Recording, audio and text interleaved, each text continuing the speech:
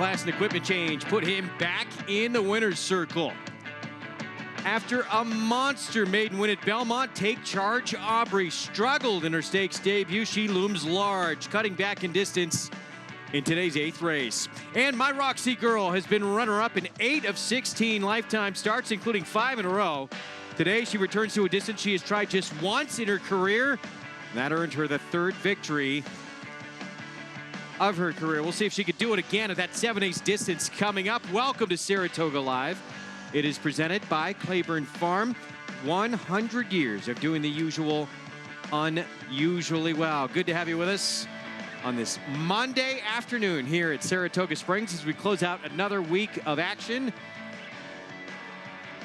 here at the premier race meet in the entire country. Coming up, we have a competitive sequence coming up here in the final 4 races ahead on the card. Final 3 races, I should say. Greg Wolf alongside former New York Met, LA Dodger, Paul LaDuca. We talked about Take Charge Aubrey, and she's going to be cutting back in distance a little bit. She gets back to 1 turn as well when she looked sensational the last time she did it at Belmont. Yeah, you know, you look at her other race that she did sprinting before they sent her long. She lost by a nose. And then they stretched her out. And then this happened. Now, she has a pedigree to excel going around 2 turns. And that doesn't mean she doesn't have a pedigree to excel around 1 turn, because she'll get the pace in here to run at, because a lot of the horses in here are coming out of 6 furlong races. She's truly the only other horse besides the 2 in here, Starlight Mission, that's going to be cutting back in distance. Look for her to be finishing and be your favorite. And she loved that 1 turn, mile and a 16th at Belmont. Can she get back to that performance? We will find out coming up in race 8 this afternoon here on Saratoga Live. You can bet all the races we show you each and every day on the program with a NYRA account. It's free to sign up. Enter the promo code Saratoga Live. Bet $200. You'll get $200 in your account when you use that promo code Saratoga Live. Download the NYRA app to get started or go to NYRABets.com. The races, we're bringing you the final 3 on today's Monday card. 7th race, mile and an 1/8. It is just a 5-horse field, but you can make a case for every single runner in this group. The 8th race, 7 furlongs. That's where we'll see Take Charge Aubrey. And the 9th race, it was just announced right before we came on the air. That race will be taken off the turf. Now on the main track, now at a mile and an 1/8, and a bunch of scratches in that race. Weather and track conditions brought to you by Piranha Fly Spray, the preferred fly spray of the Saratoga Racecourse. Piranha on Pescon, main track fast, and as just mentioned, off the turf for that finale in race number 9. Let's meet the rest of our team coming up this afternoon. Let's head down to the paddock with New York Racing Association handicapper Andy Serling and Gabby Gaudet. Thanks so much, Greg. And you know, it's interesting, Gabby. Even as a degenerate gambling horse player, you fall in love with horses that you see run. And a horse like the 5 My Roxy Girl is just the quintessential New York horse. She spent her year running at Aqueduct all winter, Belmont in the spring and summer, and it seems like she has held her form for trainer Mitch Friedman forever. How can you not root for her? She's one of your pets, so to speak. No, you absolutely love her. And what's not to love? She's finished in the money 13 times out of 16 career starts. She is a constant check getter, and that's admirable about her. But she is over 2 here at Saratoga. This is her finishing 2nd in her most recent start at Belmont. As Andy said, she spends a lot of her time in Aqueduct during the winter, and she is a good horse during the winter at Aqueduct. The thing that could actually help her today, I think she's a bit better at 6.5 furlongs than 7 furlongs. It just seems like it gives her an added boost. I certainly hope it does. It's an interesting race, and I agree Take Charge Aubrey's the one to beat. But My Roxy Girl, she just never throws in a clunker. It's not the only good race on our card today. The 7th race, a very interesting one, and for more on that and a major player, Maggie Wolfendale. That's right, Andy. Horses are here in the paddock as well for this 7th race, and your current 7-5 favorite is on the outside. And Take Your Guns, he's number 5. He'll go out for Chad Brown, and it's not often that you can say a horse is turning back when going 9 furlongs, as he does do just that. From the 1.25 Suburban, and before that, it was the 1.5 in the Brooklyn. Now, Take Your Guns is actually a horse who does get on his toes, and that's not necessarily typical of one that runs over these long distances. So the blinkers are going on him here today for trainer Chad Brown, as we'll see if it has any bearing on the way he runs here, but I like this horse. He's a good-looking type. We'll see if he can get back on track as he does get that class relief coming out of those graded stakes here, Greg. I'll keep my eye on him down here in the paddock. Maggie, thank you very much. So, yeah, take your guns coming out of back-to-back grade 2s, owned and bred by the breeder of Triple Crown champion Justified, John Gunther, by the way, as we get a look at him getting hosed off here. 3-2 on the board, so a massive drop in class. The blinkers go on. He obviously looks tough. Having said that, there's a lot of other ways to go in this race. Well, there is, because you're looking at a horse like Flowers for Lisa that's won 3 in a row. She's in very sharp form. Secret Passes. Now he's won 2 in a row. You're to Blame has faced some tough company. Sunny Ridge, Hoffenheim, Timeline, some good horses, is taking the blinkers off. Then you have the one bonus points, a second and a first. So her rivals, or his rivals, are all in good form. And Flowers for Lisa, from a pace standpoint, I know we're looking at the 1, but the 4 horse, who goes with this horse early on? And the horse loves the 1:08 distance, perfect 2 for 2. As we look at your pick 3 ticket here, you're using everybody in the 7th Well, race. my worry was with Take Your Guns, the blinkers go on, but I mean, listen, I'm not trying to question Chad at all. I'm trying to get a price, because they took the last race off the turf. The 12 and the 13 are going to be favorites in the last race. It's down to a 6-horse field. So I thought race number 8, maybe Starlight Mission, the 2 would be the other one you'd throw in there, to 5-7 to the 13 in the last. Again, race number 9 is off the turf, and they keep scratching horses. It's down to 6 right now. We're going to take a break. We'll be back. Post-parade coming up for the race that kicks off this late pick 3 here on our Monday action at Saratoga. Take your guns right now. The 5 horse for the meet's leading trainer, Chad Brown, 3-2 favorite. We'll be back with the 7th from Saratoga right after this. Stick with us. Eclipse champion Blame is having a breakout year in 2018. Among the nation's leading sires of stakes horses, his recent top runners include Fault, Maraud, Marley's Freedom, Beyond Blame, and Miss Kentucky. He's also making a name for himself internationally with French Classic winner Singna. And with yearlings bringing up to $350,000, this 3-time Grade 1 winner offers outstanding value. Blame, standing at Claiborne Farm. They're off. Bet the horses anywhere, anytime with Naira Bets. Rushes out of there to take the lead. It's easy on your computer or Naira Bets app. Earn valuable reward points on bets. Play in our exclusive promotions and earn cash rebates. Sign up now. Bet $200 and get $200. Bet any track, anywhere, anytime. NairaBets.com.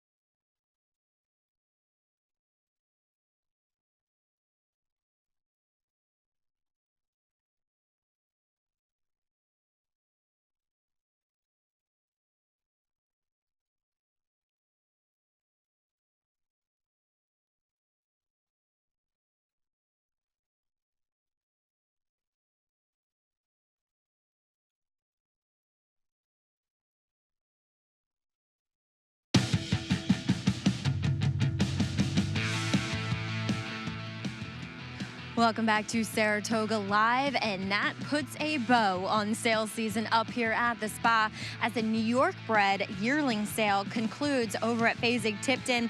And since the inception of this sale in 2011, it has done nothing but skyrocket, as once again we saw some records broken. A record seller of a 600,000, who I'll get to in a moment. He was a sales topper. The average was 107,000. $10,000, which is up over 20% from last year, and $18 million plus for 172 New York-bred yearlings. So this sale is just really gotten big, due in part to the success of these New York-breds in graded stakes. We just saw another New York-bred in Voodoo Song taking down a grade 1 here. But the sales topper was a son of Pioneer of the Nile from Thorndale Farm, sold to John Ed Anthony's short-leaf stable. Second dam was Educated Risk, who made over $1 million and won the Frizette and Top Flight handicap, which were some of the stakes she won around here. So looking forward to seeing him possibly racing up here at the Spa next year. But we do have some open company horses here in the paddock, as we will get to a paddock report, which is always brought to you by Hillendale Farm, beginning with your current favorite in number 5, Take Your Guns here for Chad Brown, who we see getting the blinkers on here today. Just a shortcut blinker, actually, with some pretty big holes on the sides of them as well. So really not changing too much of this horse's perspective. So therefore not much of his running style either. Maybe just a kind of gentle reminder for him that we are turning back in distance actually to this 9 furlongs. And once again, I mean, he really looks sensational. This is a horse that physically just always looks very, very well to me for his connections, and I wouldn't be surprised if he can get the job done as the favorite. Now, another horse that appreciates a little pace to run into, and we'll see if he gets that here today, if You're to Blame and Flowers for Lisa go out there. But number 3, Secret Passage, came from the clouds last time out in beating Nagon's Edge, as well as Alidar winner Realm. He looks fantastic here for Robertino Diodoro, and he's kind of steadily gone up and down the ladder, and seems as though he is in good form right now. And he looks it here physically. I mean, just super coat on him. He has that kind of copper penny look to him overall, and nice and relaxed. Obviously, he's one that does his best running from behind, and he's showing it here. Andy, as I want to hear who you like. Are you on board with Take Your Guns here today? I am. I'm a Take Your Guns fan. I think, Gabby, when you look at this race, it's kind of a talent versus race dynamics. How is the race going to be run argument? I don't think there's a big argument against Take Your Guns being the most talented runner who's just been over his head, but is he a horse that will be badly compromised by the pace? He looks like it, but that's where the addition of blinkers probably come into play, just as Maggie was mentioning that it's a shortcut with some holes in it, but it still will help a horse, focus and get him into the game a bit sooner. But we're talking about a horse like the 4 that's the controlling speed. Take Your Guns has kind of plodded along at 1.5 miles and 1.25 miles, and you don't ever want to take horses out of their normal running style. I think that's a very fair argument. Clearly, Take Your Guns could be compromised, and Flowers for Lisa is not going to be compromised. Now, one thing, Flowers for Lisa is a talented horse. I'm not going to deny it. The racetrack that Flowers for Lisa ran last time, the sloppy sealed track, that was the one track that absolutely was carrying speed, and it made him invincible. And if you look at his Beyer speed figures, it's the best one he's ever gotten. I'm not denying his talent, and I'm certainly not saying he can't win, because he can win here, but I think he's a little dressed up by the racetrack last time. That is a fear, and look, I picked him today, but that is a fear because there was nobody closing ground on this track that he won on in the slop. But prior to that, he's a horse that a lot of the time you like to see these types of fast horses carry their form to several different courses and tracks, and he definitely has done that, from Gulfstream to Monmouth to even here. No doubt. He can brings his race to wherever track he's at. The 2 You're to Blame, 1 of 2 for Todd Pletcher, and while Todd Pletcher is way behind the standings, he's going to still be trying to chase Chad Brown as we head back upstairs. Yeah, everyone's looking up at Chad Brown right now at this meet. He has had a sensational go here, and he's starting to lap this field already. Secret Passage, Paul. 10-1. You're getting double-digit odds on a horse that looks like Robertino Diodoro has just found what's right with this horse and turned him around. Well, yeah, I mean, last 2 starts, he's come from the clouds, and a little bit of wetness in the racetrack will not hurt. We got a little rain, obviously, and he needs pace to run into. There is no pace. That's the worry. But at 10-1, if the 2's able to maybe show a tiny bit of speed, and Flowers of Lisa is maybe a horse that isn't, as good as he looks on paper, the 3 is right there number-wise. The problem is the 3 going to have any pace to run into? Yeah, the 2 You're to Blame needs to go with Flowers for Lisa for Secret Passage to be successful, right? The 1, the 1, the 1's interesting because the 1 has a tiny bit of tactical speed, but there's just nobody fast enough to go with the 4. Now, Flowers for Lisa, the 4-horse, 2-1 on the board. Absolutely should be the controlling speed in this race. Ran here at this meet back on July the 27th. Sloppy racetrack. And at 1 1/8, went gate to wire to win by 2.5 lengths. Now has to deal with some nice horses in here, but beat some nice horses in that group, including Papa Shot. Yeah, the thing about the 2 now, You're the Blame does have some fast races and some fast fractional races, but he's taken the blinkers off, and sometimes that is an indication that they want the horse to relax a little bit and back off his speed, so that might even help the 4 even more. There is Flowers for Lisa with those pink blinkers on for Flying P Stable. Should be the controlling speed unless You're to Blame gets a little aggressive here. Here's bonus points. The 1, Irad Ortiz Jr., the other Todd Pletcher runner, just missed by a neck last start. Yeah, really good form coming from Laurel. Going to be in for the $80,000 tag. The only one in here up for sale. Bortolazzo Stable sends out You're to Blame. Blinkers coming off, another Todd Pletcher runner. Should be sitting second behind Flowers for Lisa. I'm not sure this one is better around 2 turns. Secret Passage 9-1 and back-to-back wins since moving into Robertino Diodoro's barn. How'd you like to have that parlay? 20-1 and then 41-1 in the last 2 wins. Now he has had help up front, and he's going to need it again today. He comes from way out of it. Look for him late. The controlling speed of the race. Flowers for Lisa, Luis Saez for Jorge Navarro. It's very simple. He's going to the lead and play Come Catch Me. We'll find out today if he's good enough to get it done. Take Your Guns.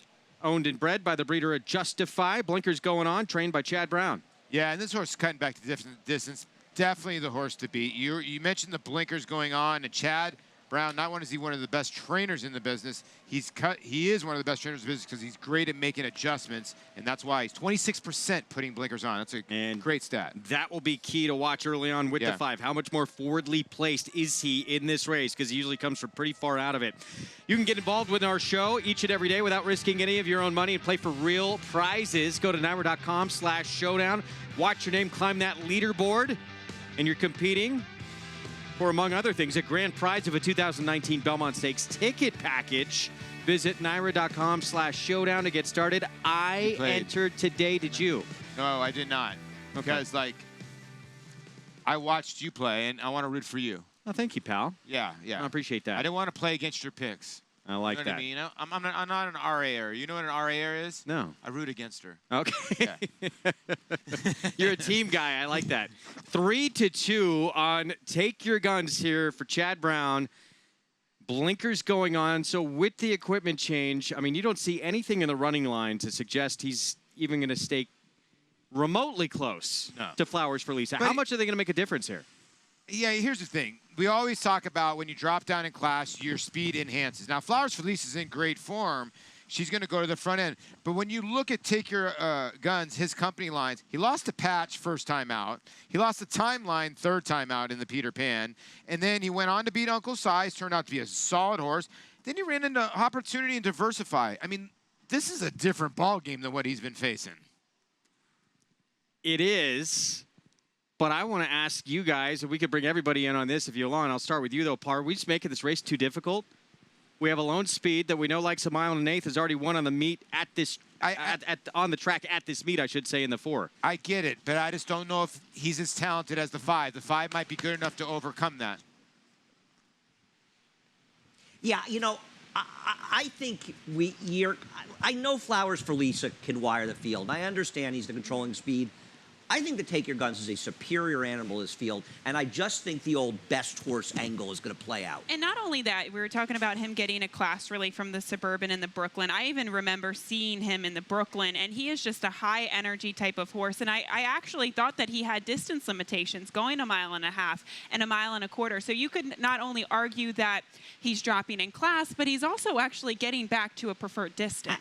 And it's not like he ran badly in those races. I mean, he got high by our speed figures. The fastest 2 numbers he ever ran. He only lost by 3 lengths to Opportunity. And Chad Brown is 11 for 31 with blinkers on the dirt. That is a very, very big number because most people make blinker changes out of desperation. He clearly does it when they need it. 6-5 favoritism on Take Your Guns right now, the 5. We're going to check in right now with Maggie Wolfendale on a birthday celebration that is twice as nice happening. Maggie. Yeah, it totally is here, Greg. And so pleased to be joined by Bill and Will Robbins, who annually have celebrated their birthday. And Will, you all have a common birthday. We do. My father and I, and actually my grandfather, my father's father, were all born on the same day and the same date, Tuesday, August 13th.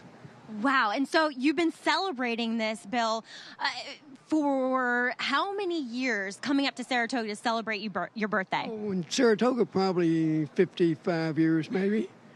But I've been selling a lot more birthdays than that before I came. And he said he has a milestone birthday, 50 today. I've got a milestone birthday today, 83, because every year I celebrate, it's a milestone for old Bill here. Well, we're pleased to see you, and I gotta say, Bill is sharp as they come. As far as when I came up here, he was so engrossed in his program. How big of a part of your family is racing and just kind of being a part of this atmosphere? Well, we loved it. We grew up on a horse farm in Kentucky, and ever since then we've been to the track. Growing up, my first memories are going to Keeneland, and then subsequently around 15, I started coming up to Saratoga with my family, and these are some of my earliest our best memories as well, coming up here every summer for our birthdays. Bill, I got to know, have you made any money today? No, I made one bet and I haven't cashed a ticket. But Will, your son here, he's the one. Although bad planning on your part, Dad, not having the same birthday. I know. I have a second. So we didn't tell you, we're all second sons of second sons as well. And my other son he was born about 6 weeks early, so we broke the streak on this one. But my sons are pretty good handicappers, and my older hit the pick 4 today. Well done to you guys, and it's a really pleasure talking to you all. Thank you so much for celebrating your birthday up here at Saratoga. We love Saratoga. We love celebrating our birthday, and every year it's got to be here. Awesome. I look forward to rekindling this 15 Church tonight, right? You bet. Big dinner. They know where to dine as well here, Greg, at 15 Church. I'm going to maybe try to sneak in as well. That'd be a smart choice. That is one of the best eateries in town. But once you come here, you are hooked for life. It is that special a place. We talk about it all the time. But it is sort of horse racing's cathedral or field of dreams, if you will. It is a special place. Yeah, because you listen, the eclecticness you get here, I think a lot of people don't realize that Long Island, New York is actually a little bit farther than Boston and Vermont and Maine. So you get a lot of eclectic people, a lot of different opinions. That's what makes Saratoga so unique. There is a look at Flowers for Lisa. So here's the one we keep talking about. Controlling Speed has already won at the meet. It happened back on July 27th. Beat some decent runners in this spot, but now you're facing a horse who's coming out of grade 2s, going to be far back, but we know likes the distance, we know likes the track. Yeah, we get all of that. Now, is Flowers for Lisa going to be good enough today? She got to do it over a fast racetrack. She got to do it in a 1.125 or Saratoga. I get she did it last time. It was over a sloppy racetrack. She was able to control everything. Was it a quick enough pace? Yeah, she went 111. She went solid fractions. Take Your Guns is going to test her. Like I said, when Andy said is right, the 5 is the superior horse in this race. But if you're going to take a chance to beat her, might want to try to beat her today, maybe at 6-5. I don't know, but the 4 might be tough. We'll find out how good she is. He is today. I got to push back on that a little bit because you're saying the 5 superior horse. I mean, look at the wins. Are they that much more superior than anybody else in here? You see the coming out of a grade 2 horse was 7th out of 10 in the grade 2 Suburban. Okay, here's the problem. You have the 2 that's 7-2, 2-1 on the morning line. What's the one win you see? A 6-horse race at 6-5 at Gulfstream Park. Todd Pletcher wins those in his sleep. You can have the 2 with your money. That's the problem. That's why when you look at this race, you look at the 5 and you keep going back to the 5. I keep going back to the 4. 9-5. We'll see if Flowers for Lisa. I went for the 3. I'm going for the shot. I'm hoping they go crazy up front and the 3 comes rolling. Secret Passage, the 3, certainly has improved for Robertino Diodoro. He is going to be coming from very far out of it, though. He would love to see your to blame, the 2, try and pressure the 4 Flowers for Lisa. It's the start of the 7th race here, the start of the late pick 3. On this Monday afternoon, let's send it upstairs to the voice of New York Racing for the call. Here is Larry Colmus. And here is Take Your Guns taking the outside stall, goes in. They're all in line. They're off. You're to blame out quickly. Flowers for Lisa, and Secret Passage is right up there too, with bonus points on the inside. And Take Your Guns taken to the back to sit about 8 lengths off the lead as they move into that turn. Flowers for Lisa is going to go on here and lead the way by 2.5 lengths over You're to Blame. Bonus points will sit back and run in third by another 4.5 lengths. And Secret Passage begins to back out of it here about 10 lengths off the lead and just ahead of Take Your Guns. The pace is not all that fast at all. 24.9 the opening quarter mile onto the backstretch. Flowers for Lisa and Luis Saez dictating the pace here. They're on top 1.5 lengths. You're to Blame tracks in second. Bonus points kept close to them in third by Arad Ortiz Jr. just 2.5 lengths behind. And now it's 10 lengths more back to late running Secret Passage and Take Your Guns, who are far behind the top 3, who went 49.77 for the first half mile. So it's Flowers for Lisa in the clear over You're to Blame by almost 2 lengths at the half-mile pole. And then bonus points in third, and now it's 15 lengths back to Secret Passage and Take Your Guns. Around the far turn they go. Flowers for Lisa still motoring along here, 3/4 up in 1:14.19 seconds. And now bonus points comes up on the outside and grabs second from You're to Blame. And still a long way back to Secret Passage and even farther back to Take Your Guns. Flowers for Lisa off the turn in front. Bonus points on the attack on the outside, but still 2 lengths behind. You're to Blame's trying to get back involved too. In fact, You're to Blame is taking up the chase from second. Bonus points is given way, and You're to Blame is coming after Flowers for Lisa, and You're to Blame at the 16th pole takes the lead. Flowers for Lisa back into second. It's You're to Blame, and John Velasquez to score. Flowers for Lisa was second, bonus points was third, and Secret Passage fourth in 1:50.97. You're to Blame tracking in second behind the pace setter Flowers for Lisa and blows right on by late stretch under John Velasquez. This was an excellent trip for You're to Blame. We saw Johnny Velasquez get a little bit of aggressive out of the gate with this horse and just being perched right behind Flowers for Lisa. But given the way this race was run, there was no hope for some of those closers who were 14, 15 lengths off the pace. Yeah, I mean, clearly something went wrong with the favorite in this race. You didn't have to Take Your Guns, you didn't have to win, but he was essentially eased. He never made a move at all in here. John Velasquez had that good second position, as you said, Gabby, with You're to Blame. And when Flowers for Lisa, when kind of the class kicked in and he wasn't on a wet track carrying speed, there was really nobody left to pass but You're to Blame. Yeah, a weirdly run race. I mean, look, bonus points at the top of the lane. I would have probably taken him for all the money, and then the blinkers off kicked in. I think that Flowers for Lisa and You're to Blame, I think You're to Blame saw bonus points, took off, and responded to that left-handed whip. And listen, like I said, the lone win was 6-5 at Gulfstream Park. He wins these type of races. It just shows you not much in this field, and maybe Take Your Guns. Like Andy said, hopefully everything's okay, but maybe he's not that good. Todd Pletcher runs first and third. You're to Blame with the win. Let's go to Maggie Wolfendale. Yeah. And a celebratory winner's circle here with Todd Pletcher, and You're to Blame, and Mr. Bortolazzo behind you as well, Todd. He was happy to get the job done here with him. It's a great win for Jerry, his first win at Saratoga, and he's a huge racing enthusiast and been coming to Saratoga for years. So really, really happy for Jerry. And talk about the ride Johnny V gave this guy. I mean, kind of perfect and just sitting off that early pace, and he certainly had enough left in the tank. Yeah, I mean, the first part of the race unfolded the way we thought it would. I got a little worried in the, at the 5/16 pole. It looked like he started to lose momentum a little bit, but Johnny got into him and he responded well. Got up in the final strides. Todd, well done. Congrats. Thank you. All right, guys, back to you. Maggie, thanks. And here it is, blowing right on by the pace setter. You're to Blame, sitting in second, relaxing with those blinkers coming off, and plenty of punch when called upon. Yeah, he really did. I mean, he re-rallied, and he won the race handily, which is pretty crazy here. He had to make a backstretch move to sort of speed up the pace. Bonus points maybe put the screws to Flower for Lisa to make her go a little bit earlier, but give credit to You're to Blame. She really responded to that left-handed whip. And let's look at the start. Before it comes in a little bit, there's a little bumping. That's a little bit normal.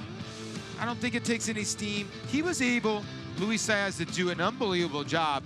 Listen, I know we've taken some rain, but you have a quality animal like Flowers for Lisa, and he's looking for 4 in a row, and you go 114 for 6 furlongs, he's supposed to seal the deal.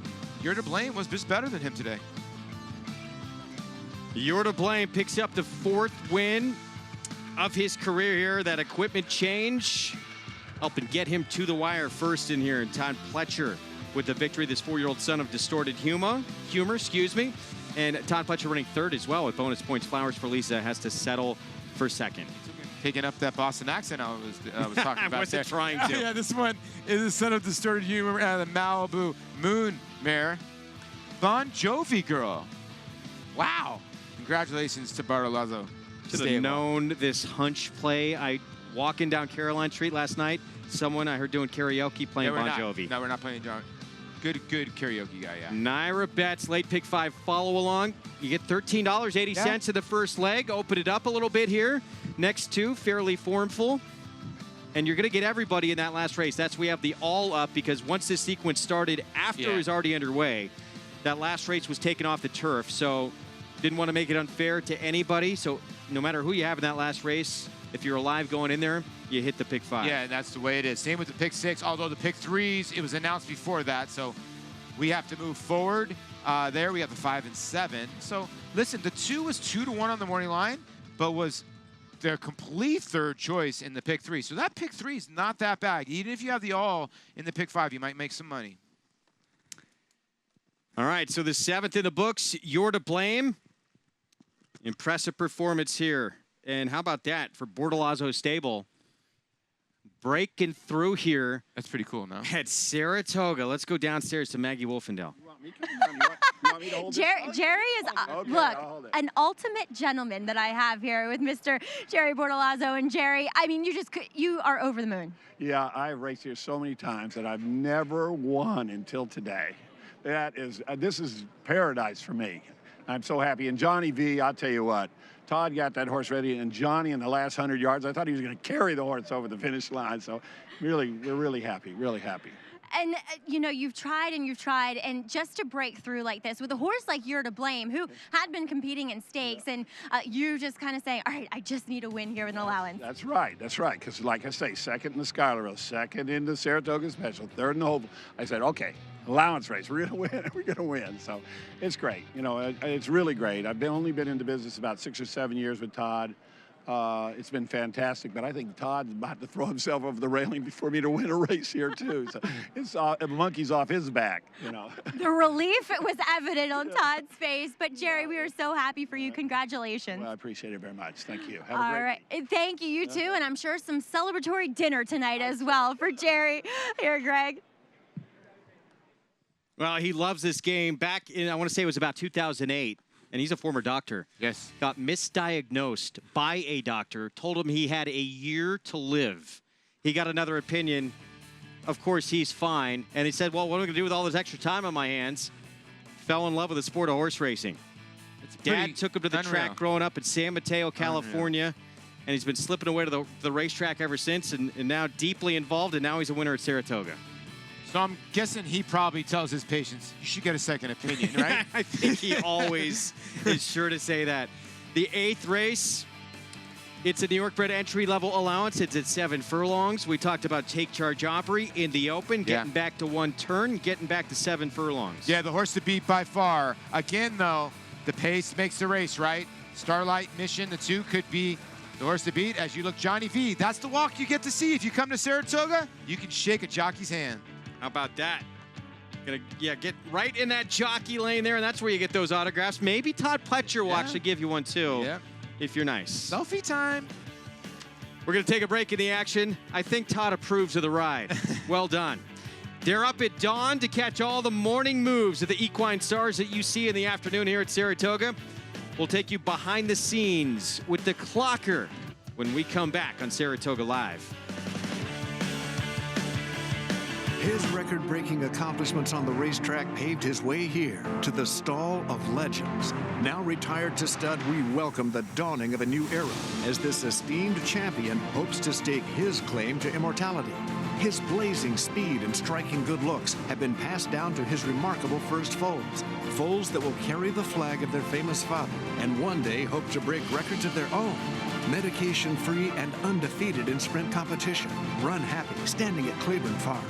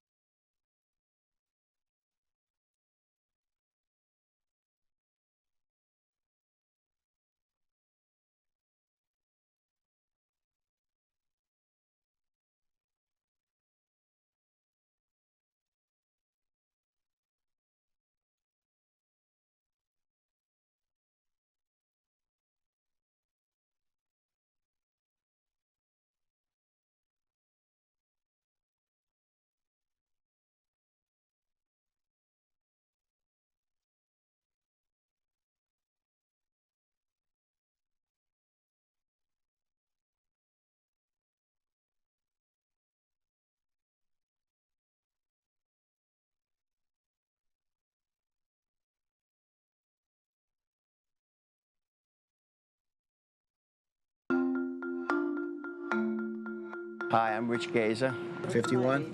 50 and 2. I'm a clocker for the York Racing Association.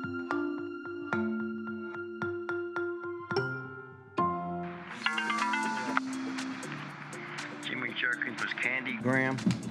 Any time for Asaf Ronan? Yeah, Asaf Ronan gets 51 and 3. 51 and 3. What else happened? Something else happened? No? Yeah, quick 38 and 2. Okay. Clocker gets here about 5:15. We set up, and we have gappers. They help give us the names, and we just wait for the horses to start working, and we time the horses, record them in a book, and publish them, get them out in the program on the form, yes. The horses work out of the gate. That's different also. Mostly babies come out of the gate. It's a lot of work after the harrows. Most of the trainers all want to work on a fresh racetrack.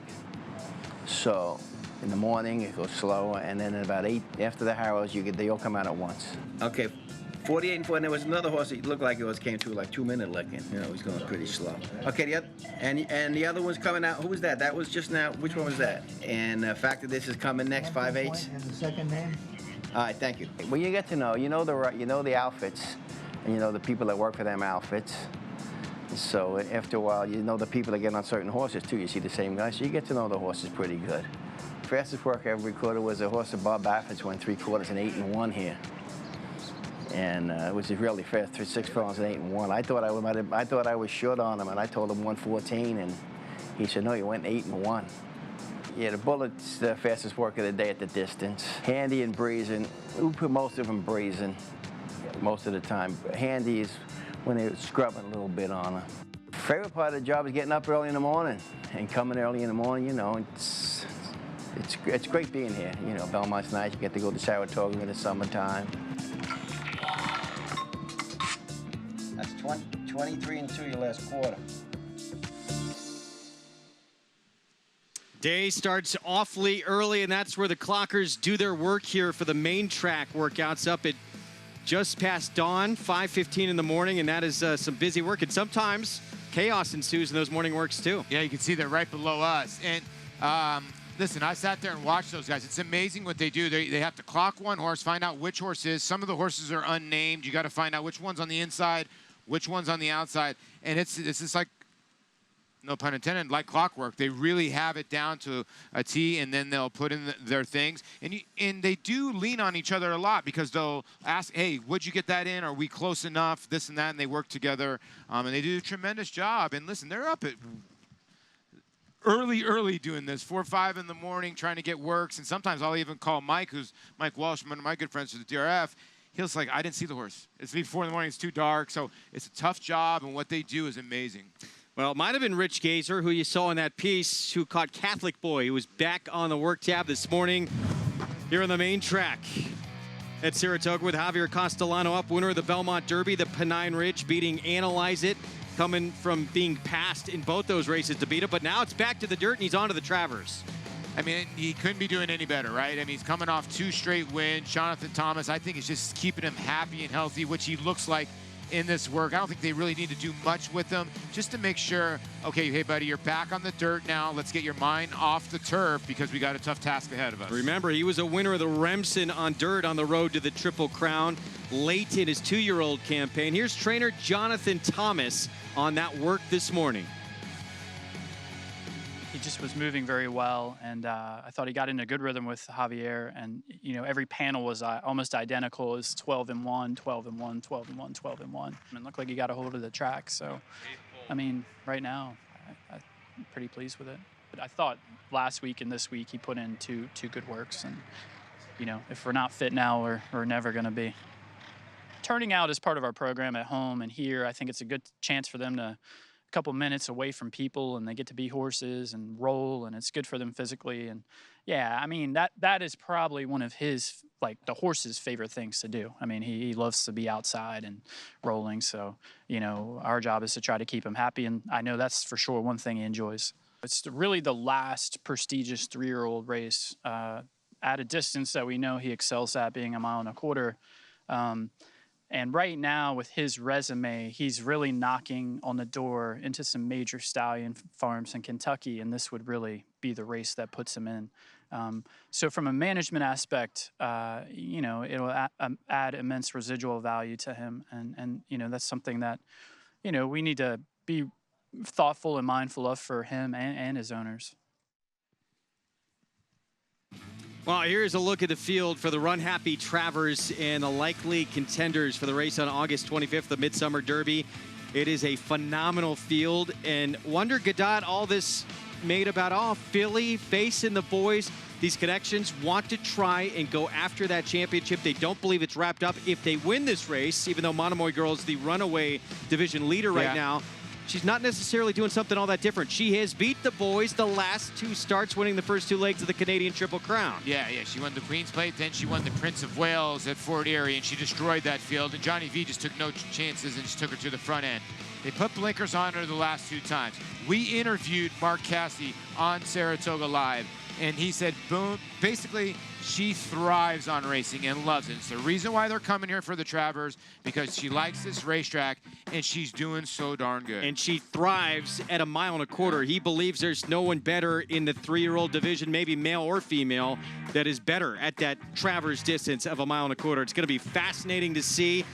Of course, with her going to the Travers, that means Alabama seems to be wide open as we send it downstairs. Well, while Wonder Gadot is taking on horses that might be a little bit better than their connections think in the Travers, the Alabama is sitting there, and it's also a wide open race. We lost a major player when Red Ruby unfortunately got injured, but there's some good horses in here, including Midnight Bisou. Yeah, and of course, Monomoy Girl deciding to take a different approach to the second half of the season here, but here is a list of the probables. Of course, you mentioned Midnight Bisou. We've got Talk Vuv to Me, who comes out of a win in the Indiana Oaks, who I think has been very impressive for up-and-coming young trainer Rudolph Brissett. And the other, I just feel like these are the 2 that are worthy of talking about the most. They're probably the right 2 in here. I mean, Coach Rocks could be a speed player in here. Midnight Bisou has been absolutely terrific. I mean, she just had the misfortune of not being as good as Monomoy Girl. That doesn't make her a bad horse. She's a very worthy, and I think you could make an argument right now that she's kind of second in the division ahead of Wonder Gadot, because Wonder Gadot's beating Canadian breds up. And not being disrespectful, but Midnight Bisou's been knocking heads against the best and delivering, though Wonder Gadot did get the best of her in the Kentucky Oaks. Yes, and you think of when these 2 fillies have matched up against Monomoy Girl, right? Wonder Gadot was beaten a neck behind her in the Kentucky Oaks, whereas Midnight Bisou was beaten 3 lengths behind her last time out. So I don't know if I completely agree with that assessment, but Midnight Bisou does look like the horse to beat in Alabama. I think you're being very fair. I like Talk Vuv to Me a lot. I think the test was the right race for her. I'm going to be very surprised if she's at her best going 1.25 miles.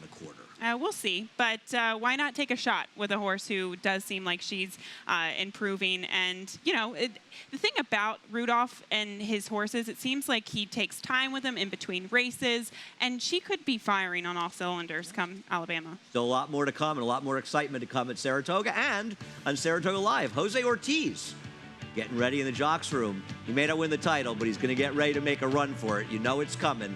Lots more to come on Saratoga Live as Jose Ortiz rides the favorite for the next upcoming race. How do New York-breds perform? They win in world-class company. From Grade 1 races in Dubai, where New York-sired New York-bred Mind Your Biscuits won the Golden Shaheen for a 2nd time, to Belmont adding to his status as the richest New York-bred with a close 2nd in the Met Mile. The Belmont Festival saw 2 more New York-breds become millionaires, 4-star Crook in the New York Stakes, and world record-setter Disco Partner with a repeat victory in the Jaipur.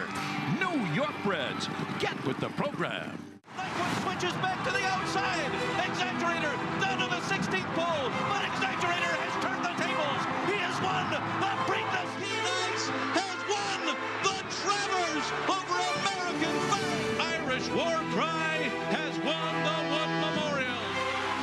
Alice Ellis. Good Magic's gonna win his first race, and he's gonna do it in the Breeders' Cup Juvenile.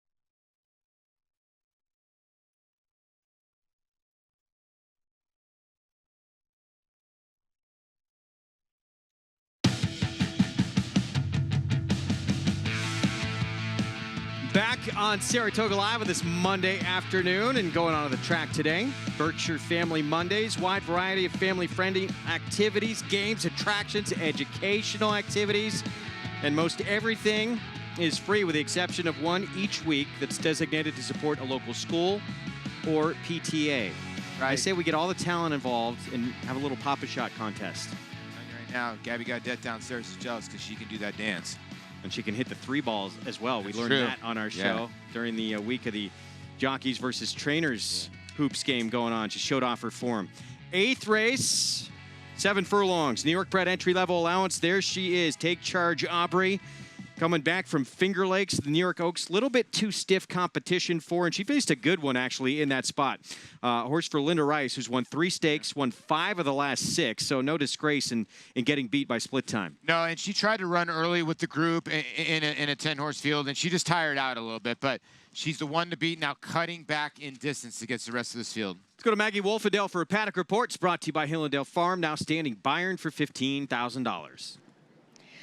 And the question mark, I think, in this race is who makes the early lead. One possible contender for that spot is number 4, Out of Orbit here for Phil Serpy, who is a fairly big price at the moment. And boy, she looks sensational here as she is trying winners for the second time, coming back on a somewhat short rest of 2 weeks here, and I love what I'm seeing from her. You know, she's a little more settled here in the paddock, but, you know, weight-wise, she looks fantastic, and in her coat, too. So I'm wondering if Louis Saez gets a little aggressive, because the pace scenario does look a little murky here, as number 7, Take Charge Aubrey, is your current heavy favorite, and I love what Bruce Levine is doing here in turning this filly back. I was a bit dubious when she broke her maiden going a mile and a 16th, but that was around 1 turn. So 7/8 here around 1 turn. Saratoga Oval makes sense for me for a filly who really has those big hindquarters. It's really surprising to me that she was able to stretch out in distance. She looks great here as your current favorite, but as I throw it over to you, Andy, you're more of an expert than me.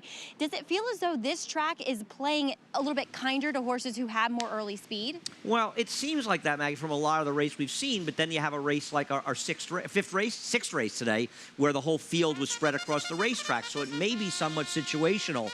I don't know how much the pace is going to come into play in this race. I just think Take Charge Aubrey, and we'll discuss it a little bit more after they do the post parade, I just think Take Charge Aubrey may just be a little bit better than these horses, but there are some arguments for horses like She's Delightful, who Gabby is interested in here and is a much better price. Well, She's Delightful. That is the 3 filly in this spot for trainer Bruce Brown, on the board at 4-1 right now, but all the money in the public solidly behind the 7, Take Charge Aubrey, daughter of Take Charge Indy, who again getting back to 1 turn. And shortening up, she was brilliant last time doing that one by 9 1/4 at Belmont, that track configuration. A little bit different than what we have here, though, at Saratoga. Here's Miss Freeze to kick off our post-parade. Angel Arroyo aboard for Miguel Vera. With a clean break and the right ride, she's actually the speed of the race. She started her career off 2 years ago like she was going to be very good, but has not run well since. Starlight Mission is the 2, coming off a maiden score for Gary Contessa with Joel Rosario. It took her a long time to break her maiden, but did it last time out at the mile. Now cuts back in distance. I get the feeling that she might be a little bit better going longer.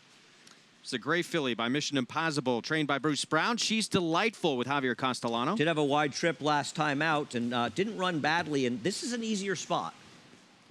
Out of Orbit, sent out by Phil Serpy, and Luis Saez rides. Forwardly placed, going 3/4 last time out. Now gets added distance to 7/8. I think she's going to be part of the pace.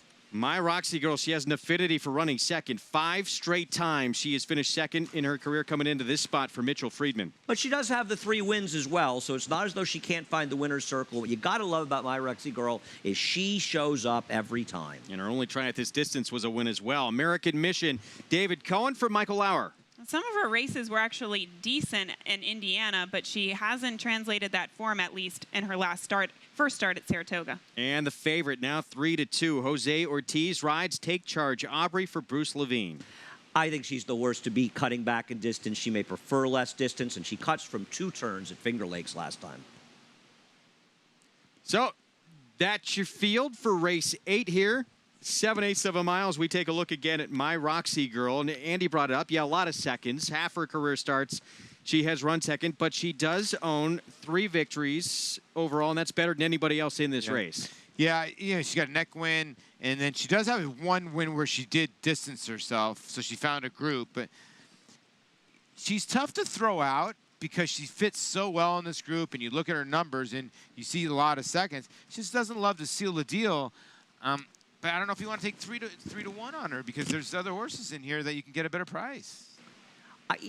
One of the things about racing, you get a lot of attention for the top trainers, whether it's Chad Brown or Bill Mott or Todd Pletcher. There are a lot of trainers in the game that just don't have that many horses, but do a very good job. And Mitch Friedman, the trainer of My Roxy Girl, is one of those people. And I think all you have to do is look at My Roxy Girl, and you've got a horse that consistently shows up for races, and you can't really ask for anything more. I don't disagree with Paul that 5 to 2 or 3 to 1 isn't a particularly terrific price on her, but Gabby, I don't think you can argue that she seems to run well every time.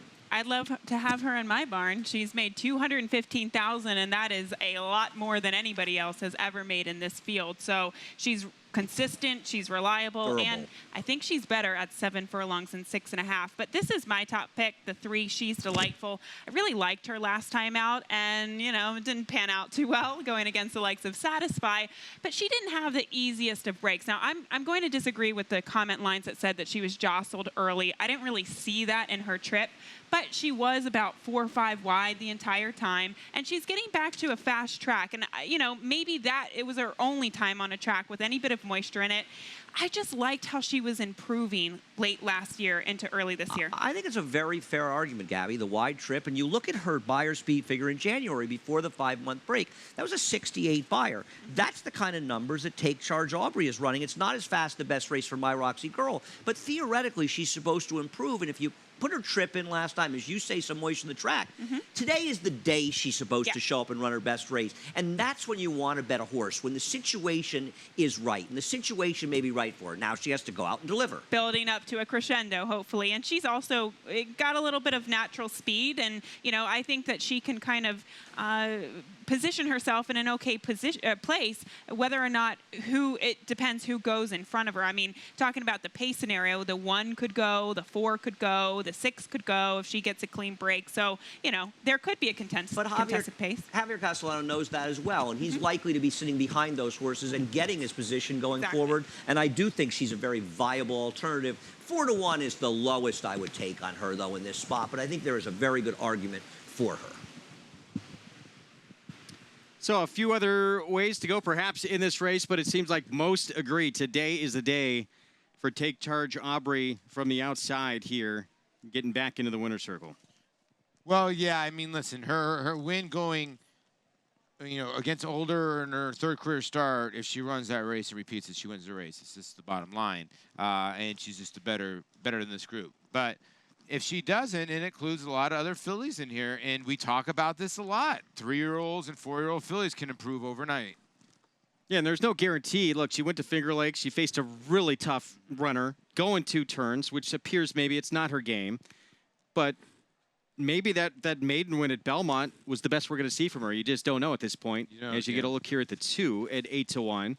Here's Starlight Mission. Now, she is kind of the reverse. She took a while. She took 9 starts. She finally put it all together.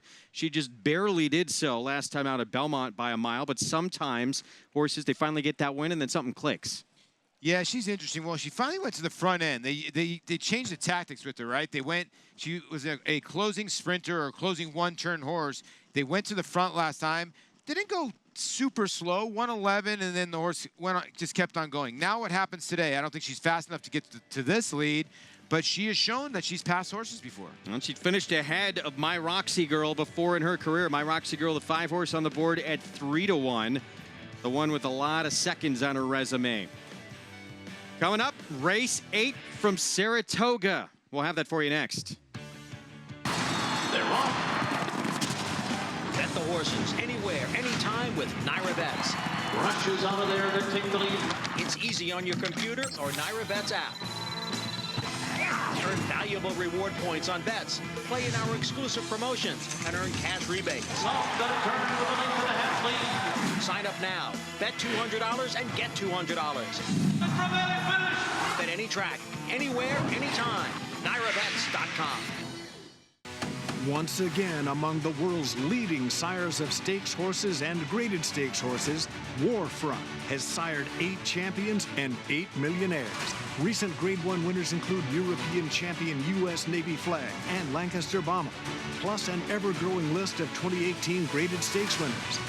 In the sales ring, his yearlings continue to bring prices well over $1 million. International Super Sire Warfront, standing at Claiborne Farm.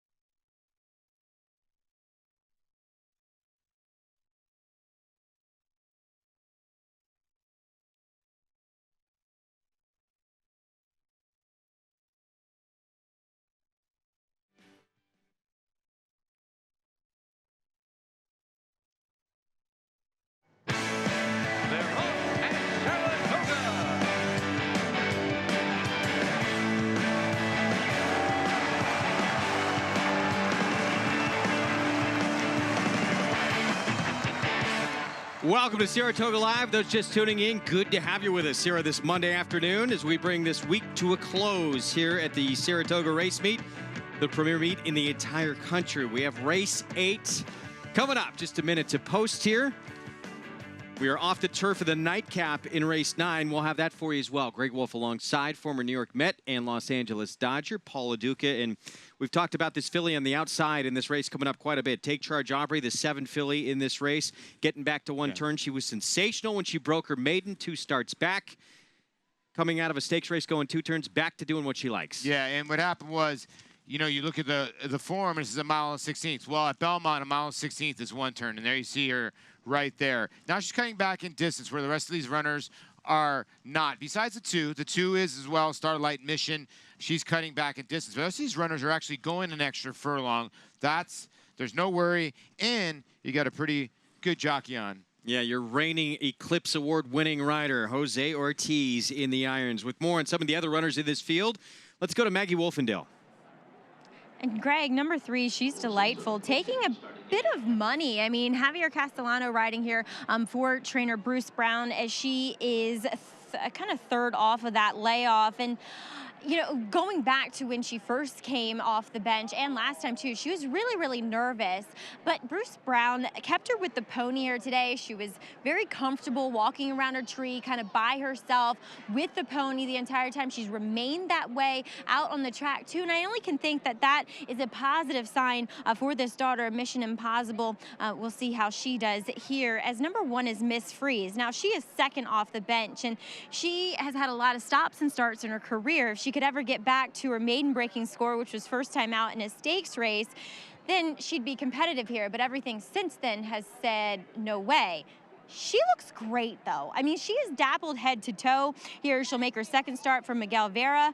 And, I mean, last time out, she was kind of chasing that fast pace, and it was off a layoff. She is a heavier type of filly where it might take her some racing to get into fitness. But here, Greg, I don't see why she couldn't be somewhat competitive here, although drawn on the inside.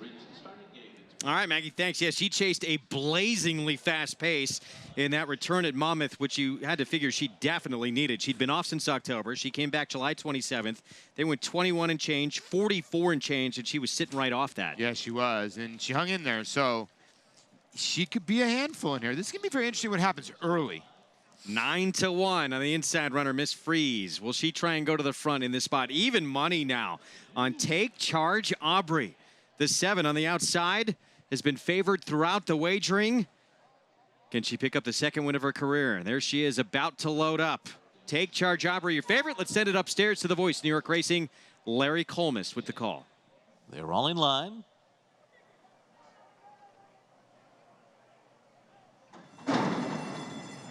They're off. Starlight Mission slow into stride. A good beginning for Miss Freeze, and Miss Freeze to the front. American Mission out of orbit, and she's delightful right behind as they head up the back stretch. Break of another 2.5 back to Take Charge Aubrey to the outside, and the trailer is Starlight Mission. So up the back stretch here, and it is Miss Freeze in front. The leader by 3/4 of a length. Out of orbit is running in second position. She's delightful third. My Roxy Girl fourth on the outside. Take Charge Aubrey. American Mission racing about 6 lengths off the lead after a 23:06 quarter. And Starlight Mission is last of them all as they make their way for the far turn.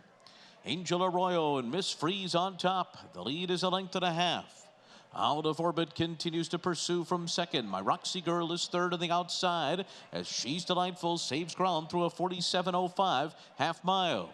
Take Charge Aubrey coming up there 3 wide, now within 3 lengths of the lead. Then back to Starlight Mission, and the trailer is American Mission. They're into the stretch. Out of orbit has taken the lead here, but here's Take Charge Aubrey. These two, 1-2, coming to the final furlong. Out of orbit, Take Charge Aubrey, and Take Charge Aubrey does.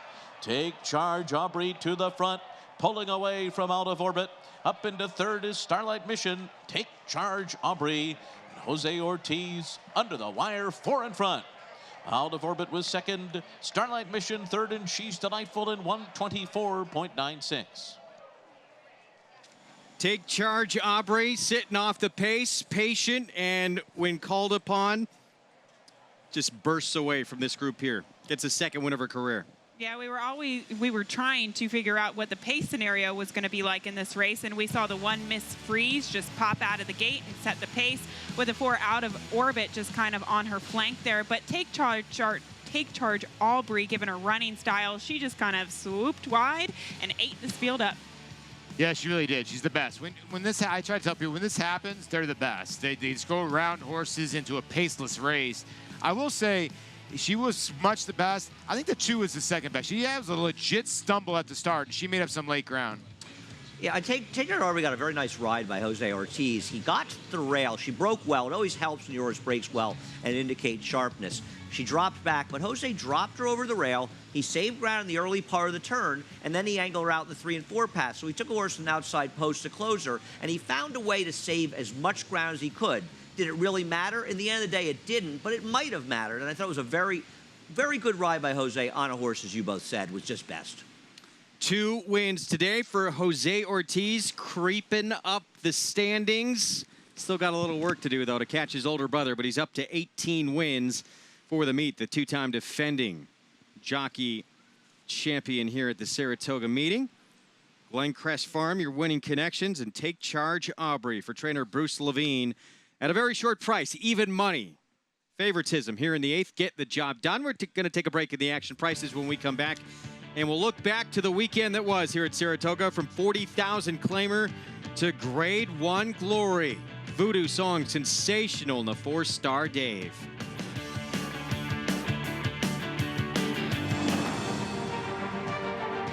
Not since Danzig has a stallion seen this much early success. He's not just setting records, he's making history. The best started stud ever. Uncle Mo, the momentum continues. How do New York-breds perform?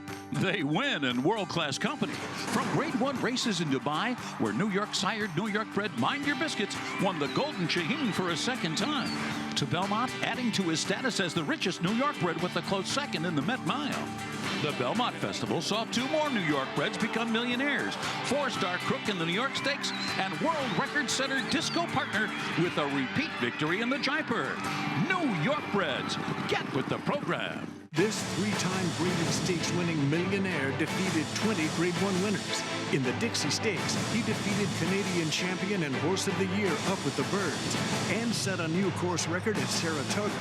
Now the excitement is building as his first foals have arrived this year. Half to 4 graded stakes winners, Ironicus has the speed, class, and bloodlines to become the next great sire by Distorted Human. Ironicus standing at Claiborne Farm.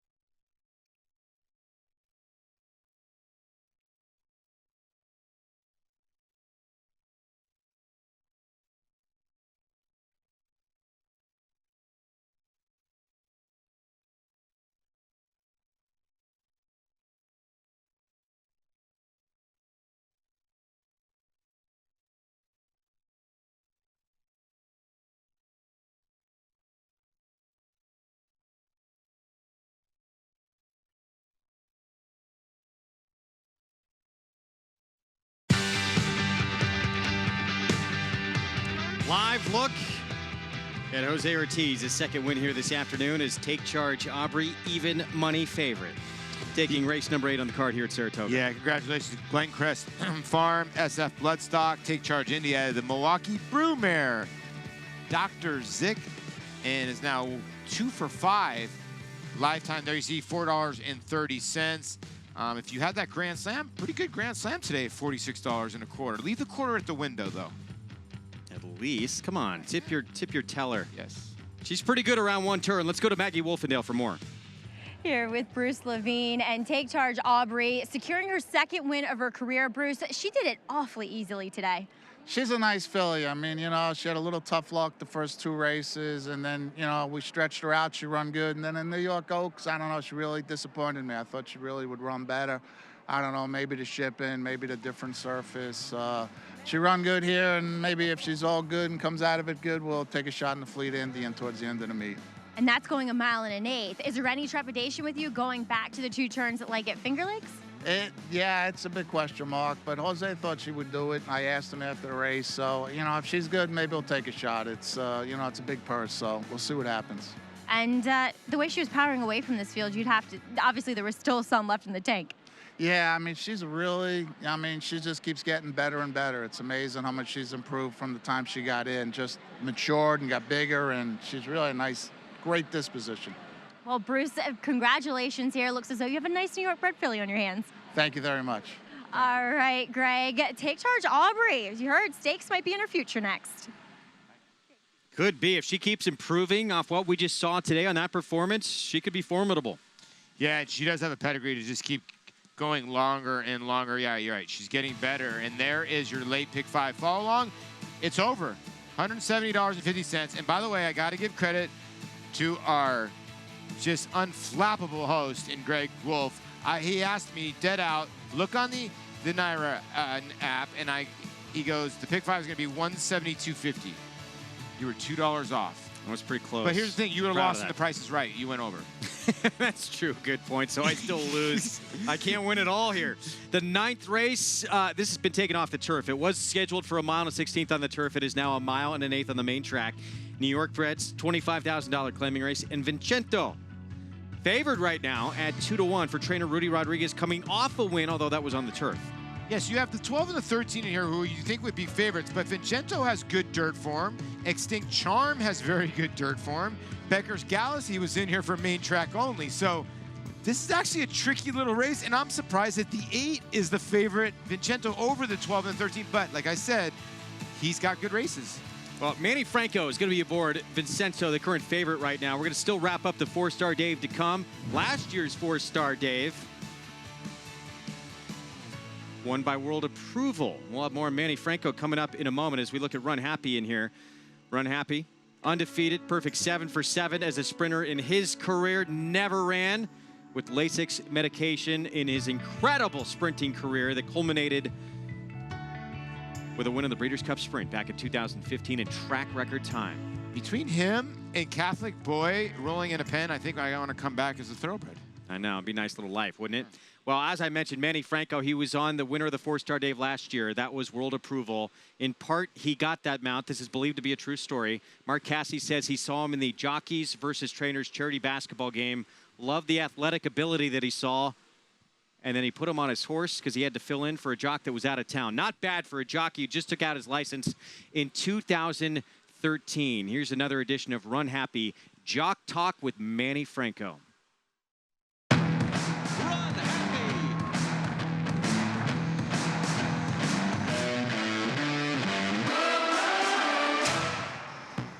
Win races. High Promise and Manny Franco, they're gonna do it. High Promise to score on the wire. I think that's all jockey favorite part. Yeah, I win here a Grade 1 race on the 4-star Dave last year with world approval for Marcasi. I was excited. Not Manuel Franco. Big win for him, right? Wow, yeah. Things going good. I see the smile on his face from here. I like right on the grass because I like to be like tight, and when you came outside, when the horse give it to you, so that's a good feeling. And my dad liked the horses, and he always go to the racetrack, and so that, you know, that's why I start liking the horses, you know, and I say I want to do this. When I go home, I watch the replay of the race. I like to see races, so that's all I do. And I got daughters, so I play with my daughter.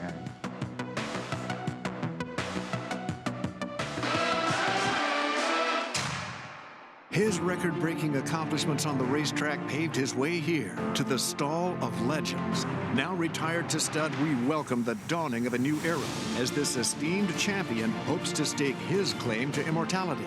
His blazing speed and striking good looks have been passed down to his remarkable first foals. Foals that will carry the flag of their famous father and one day hope to break records of their own. Medication-free and undefeated in sprint competition. Run happy, standing at Claiborne Farm. They're off. Bet the horses anywhere, anytime with Naira Bets. Rushes out of there to take the lead.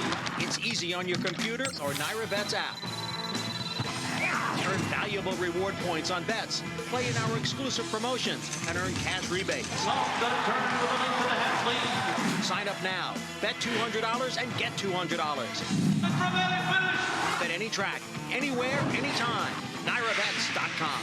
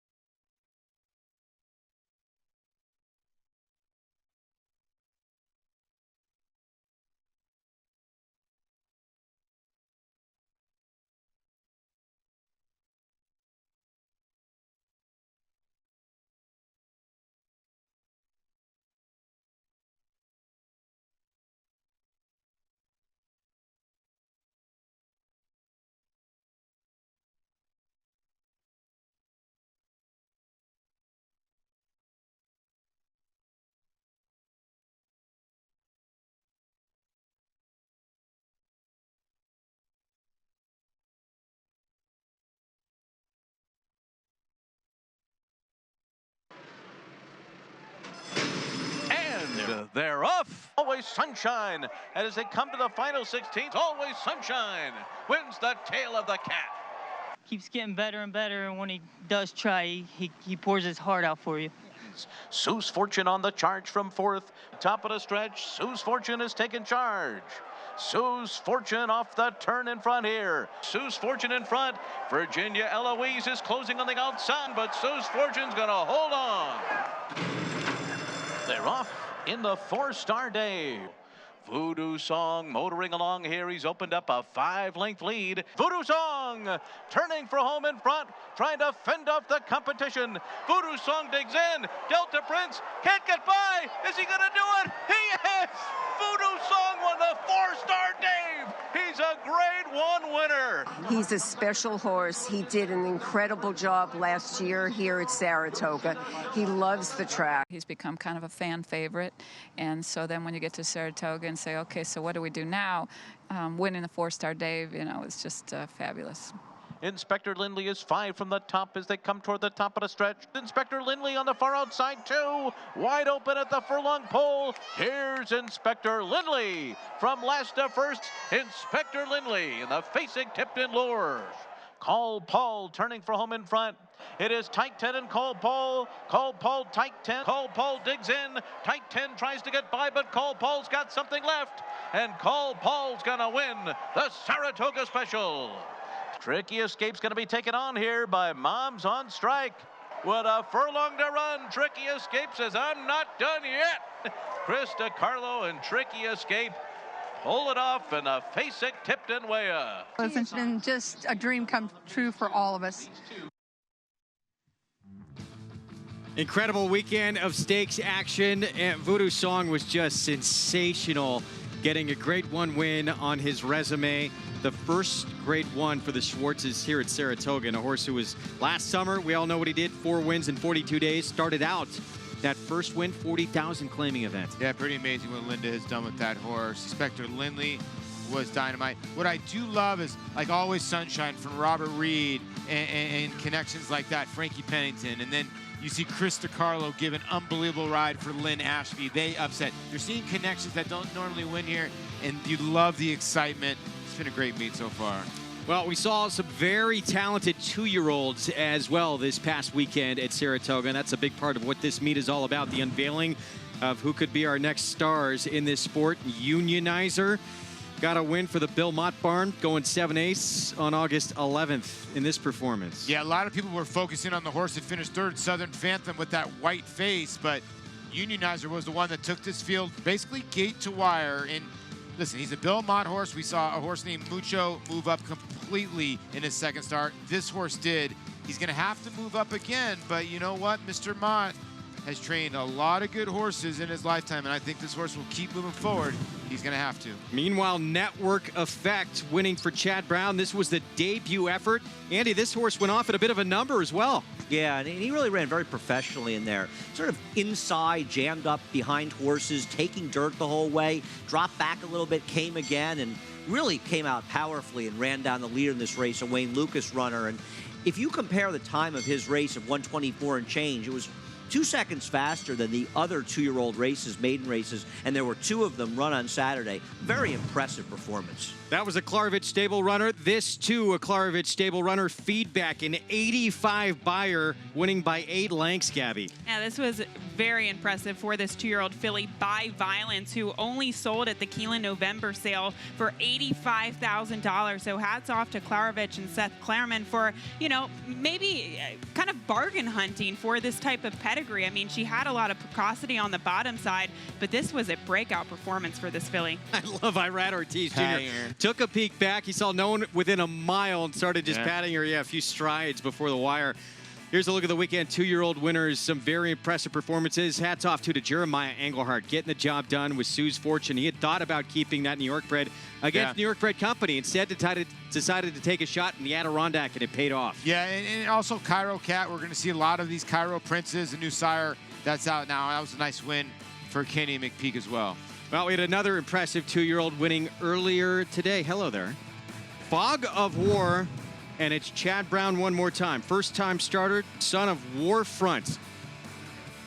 The Claiborne Stallion out of the Galileo Marseille.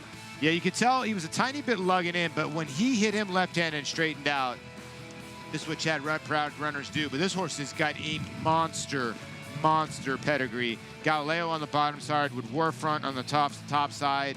And I like the way he grounded. You could tell he's not really loving the ground. He's just class. Impressive, getting it done. First time out.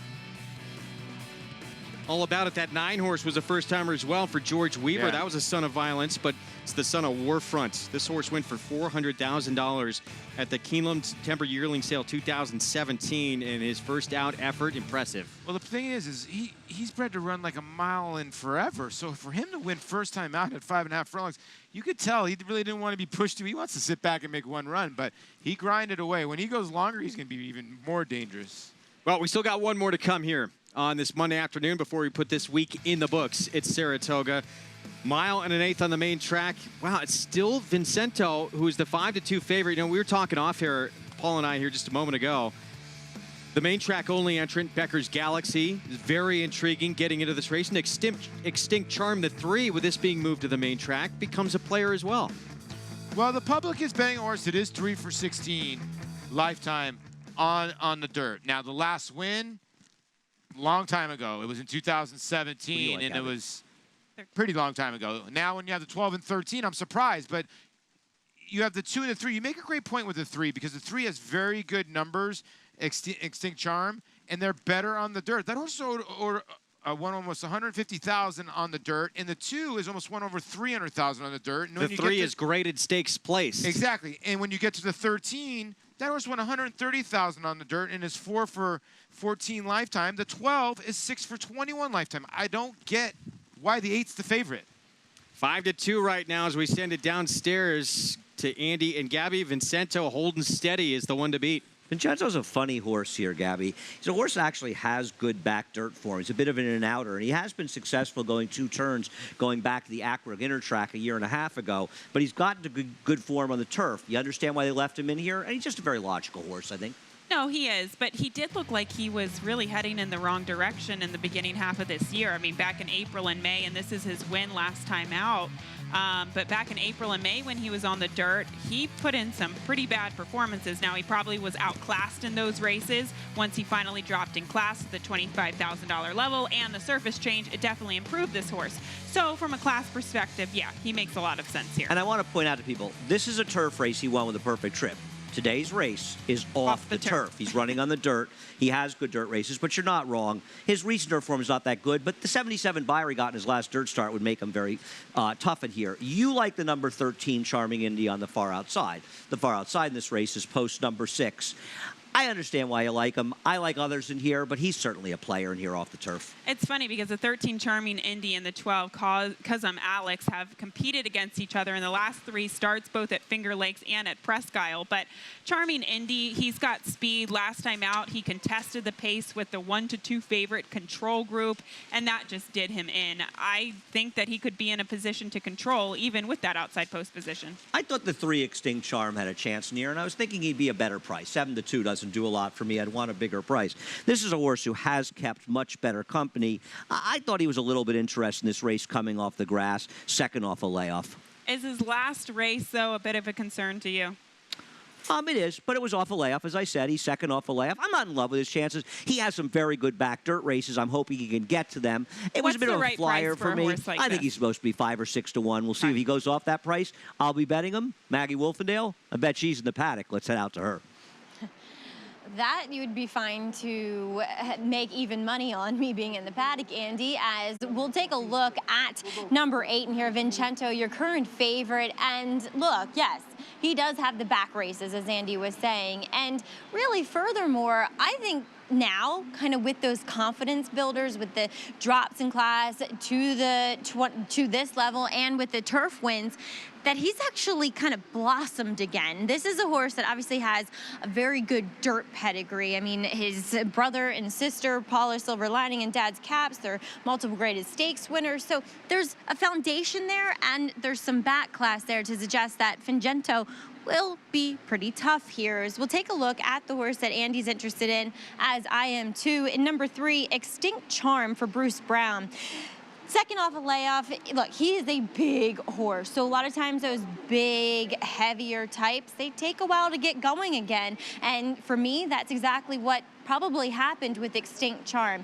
As Andy said, the class relief helps him out here. And to me, he does look a lot more fit coming back in here, as Bruce Brown will try the lowest level that he's competed in for him thus far in his career. Greg, we are just waiting on the jocks as the rain has begun to fall again. Yeah, we see those umbrellas coming out, and there's a look at Manny Franco. He'll be aboard the favorite here. Vincento teaming up with trainer Rudy Rodriguez. We're going to take a short timeout. We will come back. We'll see if this rain goes away here, or what happens. We'll talk more through this field coming up. Still Vincento, the 8th, the horse to beat in our nightcap here on this Monday afternoon at Saratoga. Turn in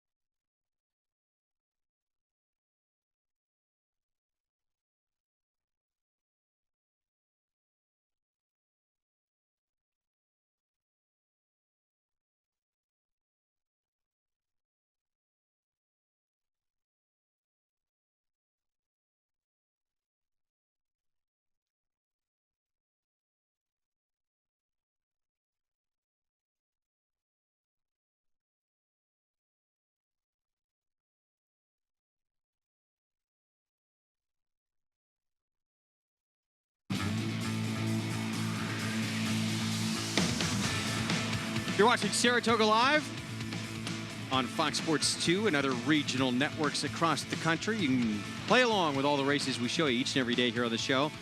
$200 new member bonus going on. You use the promo code Saratoga Live to take advantage. Bet any track, anywhere, anytime. Who's underneath that umbrella? I don't know. Show yourself. I'm getting dizzy. Hi, Maggie. Very well done. Thought it was someone involved with the show.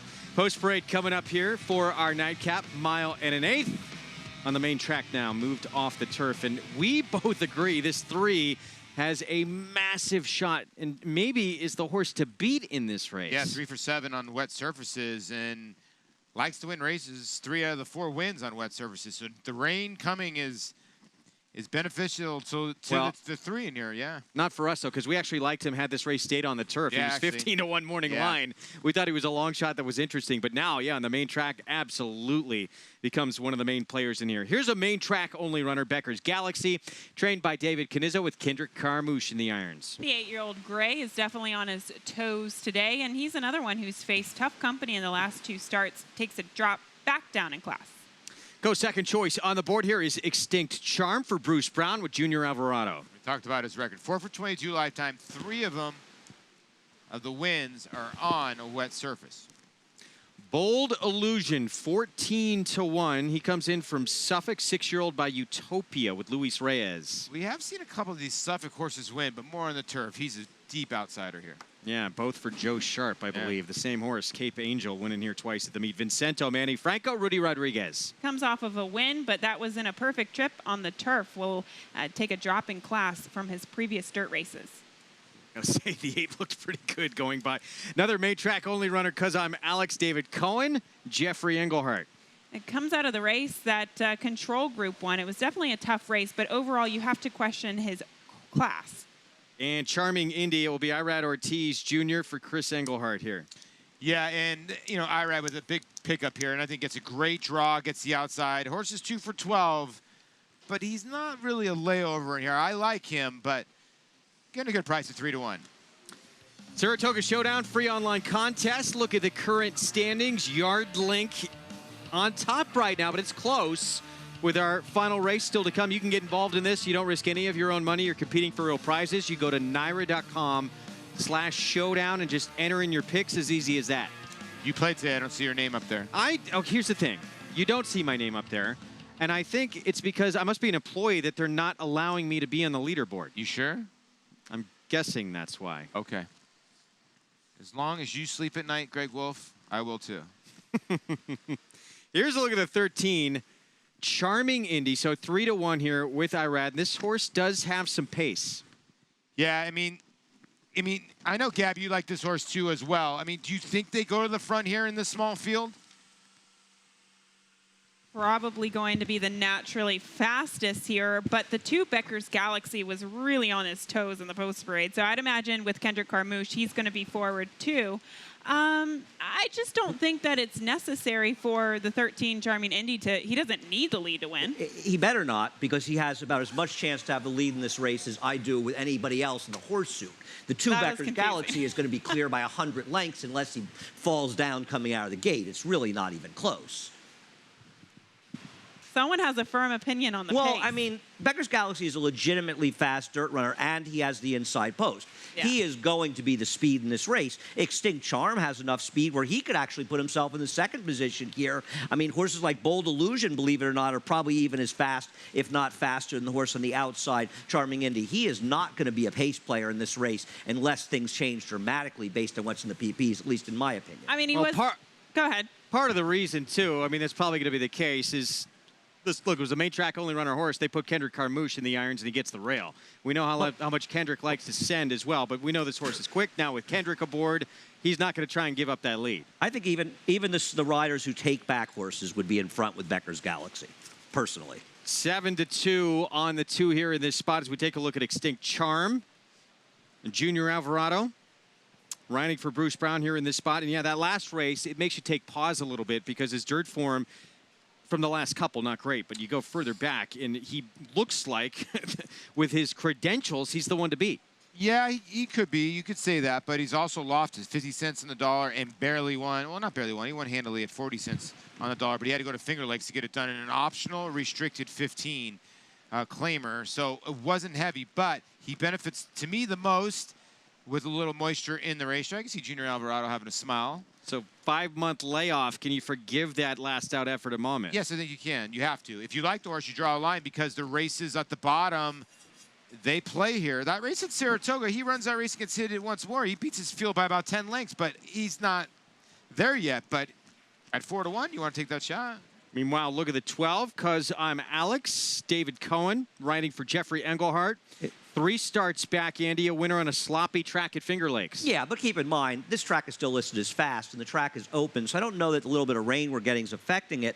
His race last time out, actually, control group was better than these and be a very short price. And Winston's Chance, who finished second, I know he was 5 lengths behind the leaders, but Winston Chance came back and won a nice race here sprinting and actually ran very well to do it. So he's kept some reasonable company. I think he has to be considered a player. Well, I mean, because I'm Alex and Charming Indy come out of the same exact race last time out, whereas Charming Indy was part of the pace set by control group. And because I'm Alex, I mean, there were horses who were making up ground late, and he wasn't one of them. So I actually think he's downgraded off of that last race. Inside post position, speed, and a rider that loves to go to the front with Kendrick Carmouche. Let's go to Maggie Wolfendale with more on Becker's Galaxy. Oh, yeah, Greg, you said it. A lot of times with these horses, well, I shouldn't say that because actually most of these horses in here like the dirt more than they do the turf. But this guy, I mean, as Gabby said, has been on his toes since they put the tack on him. He has just really got go on his mind, and that's really your only option with him. He doesn't win necessarily if he doesn't get the lead. So I like him. He's a cool old horse. He's 8 years old. He always physically looks great. It just obviously depends on dynamics if he actually has a shot, in which I think he might today. As on the outside, we do see the 2 Engelhardts. Usually it's Chris and Jeremiah we see going head to head, but this time around, one of Chris's other sons is going against Dad here, as he'll send out Cousin Alex, but Chris will send out Charming Indy, ridden here by Irad Ortiz. And this is a horse that I've always liked. He has a little bit of trouble staying on the racetrack, but once again, guys, in the paddock, I couldn't fault him at all physically. Great disposition here, just kind of happy, keen enough, but not expending too much energy. So he'll probably be sitting that tracking spot on the outside. Maggie, before we let you go here, yeah. I just saw the 8 briefly kind of go by in the post parade. I thought he looked fantastic. What have you thought of Vincento? Oh, from the moment he walked in, Greg, he has impressed me the most of any horses in here. And, you know, he's a horse that kind of wears how he's doing on his sleeve. And I really feel that right now Vincento is doing the best that he has in quite a while. Manny Franco, he'll be aboard. The horse who is still favored. He's been favored throughout here, 2-1 now on the board as we load up for our finale here on this Monday afternoon at Saratoga. Do you believe in the bookend theory? As in? Kendrick Carmouche, rider on the 2. He won the opener on the card. Really? Can he close it out? Ooh, so a bookend theory. He's sticking around. Yeah. Win the first and the last. I've never heard that theory. It pays off sometimes. We'll Yeah. see if it happens here. Take the first, take the last. Kendrick Carmouche with an opportunity to do that. They have the gate open here on the 7 horse, Bold Illusion. See if he'll cooperate. He is the biggest price on the board at 23-1, wherever one of the first couple horses there. Becker's Galaxy and Extinct Charm wait patiently. And these are old pros who are very used to this, and they're just letting this horse do his thing. Yeah, listen, the 7, he's an outsider. He should probably be like 50 to 100-1, but since it's a small field, someone's got to bet him. And he might be saying, why am I back on dirt? I lost by 40 lengths last time I was on dirt. Yeah, it did not go well for him at Monmouth. 3 starts back, a race taken off on a sloppy racetrack. Here we go, this finale from Saratoga. Let's send it upstairs to Larry Colmus for the call. Here's Charming Indy to complete the line. Steps forward. Goes in. They're all in line.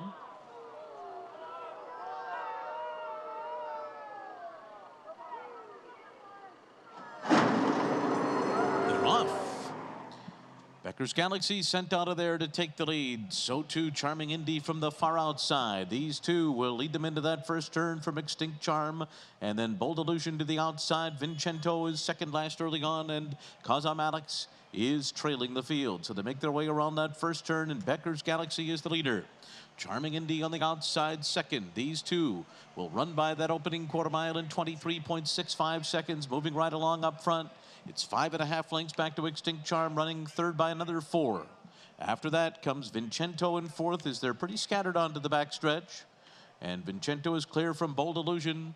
And to his outside, it's Kazam Alex, who's about 13 behind. So it's Becker's Galaxy and Kendra Carmouche up top here, leading by almost 2 lengths over Charming Indy through a 47.43 half mile. Extinct Charm is third, 6.5 lengths off the lead. Vincento is next by another 5. And then comes Kazam Alex and Bold Illusion. A half mile to run. Becker's Galaxy on top, still by about a length. Charming Indy getting closer now, cutting the gap to a half a length on the far turn. Vincento is up into third and coming on now within 2.5 lengths of the lead. Then Extinct Charm on the inside around the far turn. And here comes Vincento rushing by to take the lead as they come to the top of the stretch. Went right by Charming Indy and Becker's Galaxy, and coming wide there is Extinct Charm. They're into the stretch. Vincento to the 8th pole, shaken up on a 2.5 length lead.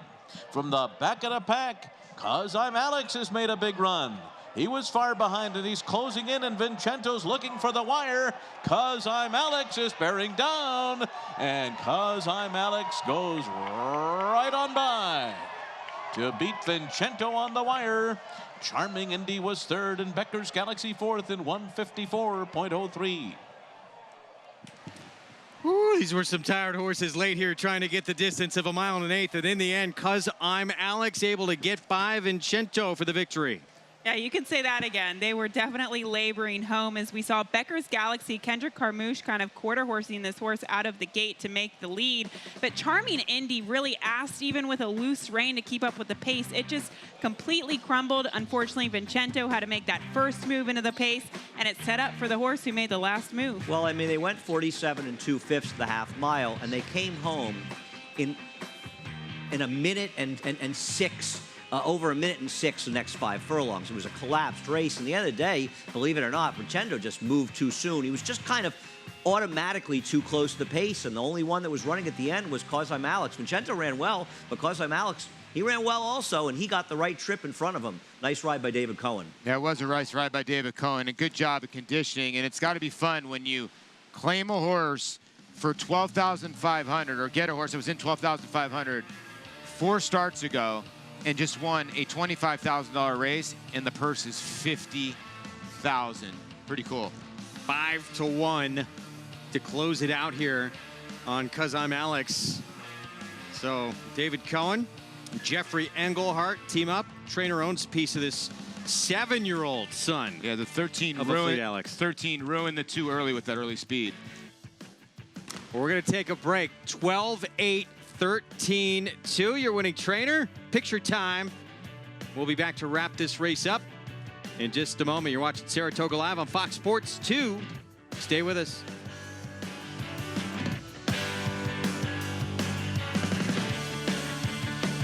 Grade 1 winner Lee traveled the world competing against the best of his generation. A graded stakes winner on both dirt and turf, he set a new track record in the Grade 1 Don Handicap and retired with earnings of more than $2.3 million. Now his flashy first crop yearlings are turning heads with a striking resemblance to their internationally successful sire.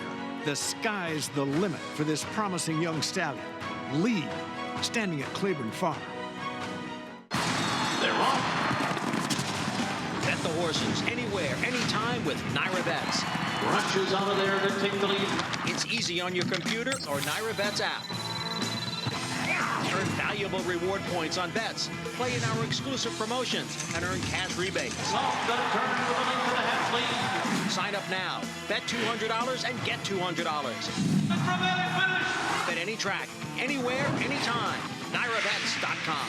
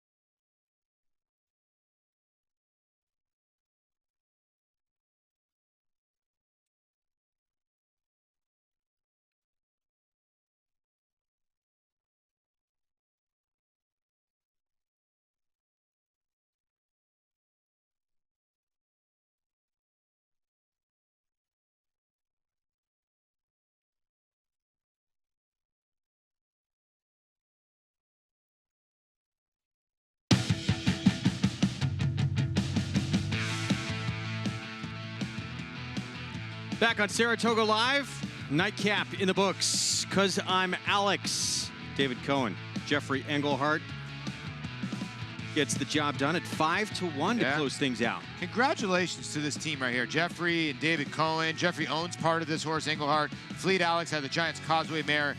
Giant Leap. Sometimes you want to always look after the race. What's the difference here? How about this horse now has had 3 races at Saratoga, 2 wins and a third. This is a horse for course place. I understand he got a great setup, but they find the winner's circle, don't they? Beaten Dad in this race as well. Right?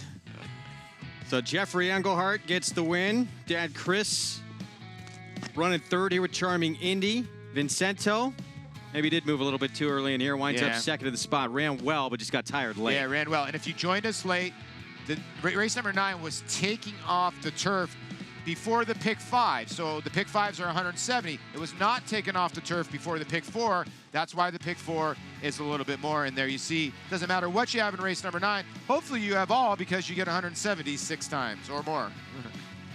There it is. That's what transpired in the Naira Bets late pick 5 follow along. As for the Saratoga Showdown, Yard Link hangs on, gets the job done. Well done. In the last. That's clutch.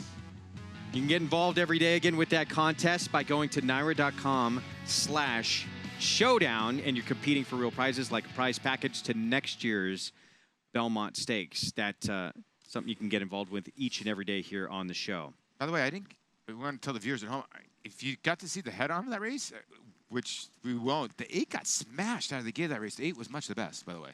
I just saw that. Okay. Yeah. Meanwhile. I mean, the 12 did. I'm sorry. Oh, the 12 did? Yeah, the 12 got, like, smashed out of the gate and still won the race. Okay. Take a look at some of the top Claiborne sires from the New York-bred sale that was going on just across the street over the weekend.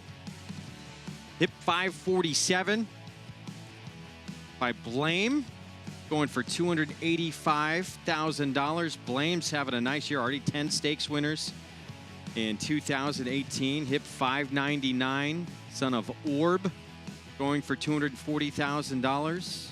And a couple of flatters on that list as well. Well, legendary Claiborne Farms horse racing roots go all the way back to 1910.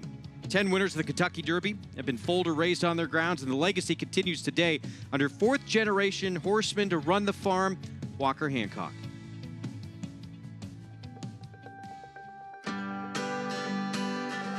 Mastery's new this year. He was one of the favorites going into the Kentucky Derby last year and got hurt in one of his prep races, which was very disappointing because he looked like he'd probably, like I say, be one of the favorites for the Kentucky Derby.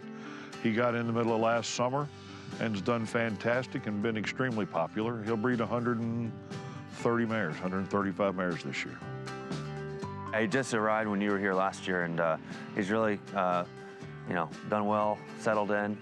He loves his new job, and he couldn't be doing any better. He's happy. He's done tremendous. He hadn't missed a beat. Oh, he was full by December 1st. I don't know how many we've turned down, but it seems like we've probably turned down more than we accepted. So everyone's really excited about him and the prospect of him being a top sire. Everyone's excited about the Run Happy foals, and yeah, he's growing his quality and looks like his speed and athleticism in his foals. And if they can run like him, I think we'll be in really good shape. But yeah, no, you see a lot of Run Happy in a lot of his foals. You know, Warfront had 7 Grade 1 winners last year, which is really remarkable. I think he was second behind Medaglia d'Oro, and he had them in the States here as well as overseas. A lot of their Warfronts have been running in Europe, from France to Ireland to England. Our sire power in the United States is really strong right now, so I think that compared with our success has really attracted the European buyers to the American horses. We always limited his books, so because of that, we're hoping that it increases his longevity and he'll breed 5, 6, 7 more years. When you have 7 Grade 1 winners in a year, it's easy to sell them. A lot of people see the success he's had on the racetrack, and the mares that he's bred have been really, really good and strong quality. And they're really showing that in the sales ring by bringing top sale prices. The tours are doing great. They've been very popular. My sister says we'll probably get over 12,000 visitors this year, and that's up from 10,000 last year. You know, there have been people come out and they'll say, oh, you know, I came out with my grandparents 30 years ago. Can I bring my kids or can I bring my grandchildren? It's amazing, really, the number of people that have been through this farm at some point or other, whether it was by themselves, with the family or what. I mean, you know, and you see the people walking the path every day. And there's, you know, people in, you know, wheelchairs to some extent and young children and whatnot. It's unbelievable, really. Most of the people that come on the tours don't know much about horse racing, but hopefully they'll come on the tours and have a great experience and maybe turn on the TV and place a bet or two in the future. So, yeah, it's a great way to engage the fans and I think increase the industry exposure.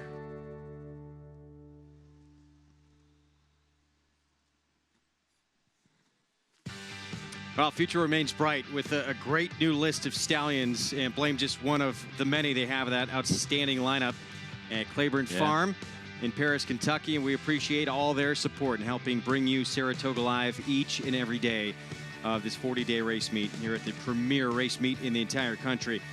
We get a little day off. We get Tuesday off, and then we're back at it on Wednesday, and stakes action on Wednesday. That's the Bolton Landing, 5.5 furlongs on the turf. 2-year-old fillies competing in this spot. Wesley Ward had a little bit of tough luck the other day at a horse in the paddock that at the very last moment had to scratch in the race. But he's got a couple going in the Bolton Landing, and Shang and Chelsea Cloisters. And Shang gave him, I want to say it was his 11th winner lifetime at Royal Ascot with that win in the Norfolk Stakes. And showed the usually Wesley Ward blinding speed that they're not used to over there at Ascot. But usually most of his runners that go over there, they open up a little bit more. If you remember, Lady Aurelia crushed. She showed a lot of heart. She looks like she's going to get swallowed by a ton of horses here in mid-stretch. Now, granted, one more jump, she loses the race, but still, the finish line came in time. And I love that the strong hand ride, not really any stick there. She's going to be a handful because you know that Wesley's horses are going to break sharp. He's got a couple in here. But she's going to be your favorite and the one to beat. That's a question. She quicker than Chelsea Cloisters, who's right next door. Another one from the Wesley Ward barn. She went to Royal Ascot as well. She didn't fare so good in the Queen Mary, but in the Prix du Bois, runs second, beats us to length. Yeah, and then the outside filly, Stillwater Cove, same thing. She was in the Albany Stakes at 25-1. She won 30 cents on the dollar in her start at Keeneland. When Wesley has horses in, he's just so dangerous because this is his game. 2-year-olds on the grass, especially fillies or colts. So listen, Shang is going to be very, very tough, but I would not dismiss the other two Wesley Ward runners. Looks like he has that field surrounded, but Chad Brown has a runner in that group as well. So that's going to be an intriguing feature. That goes as race 9, the Bolton Landing, when we are back on Wednesday afternoon. Hope you enjoyed our coverage. You're to blame. Get the job done for Todd Pletcher with John Velasquez back in race 7. And take charge, Aubrey. She might have a future in the New York-bred division. Very talented 3-year-old filly gets her second win of her career. We will see you on Wednesday. Fox Sports 2 back on Thursday.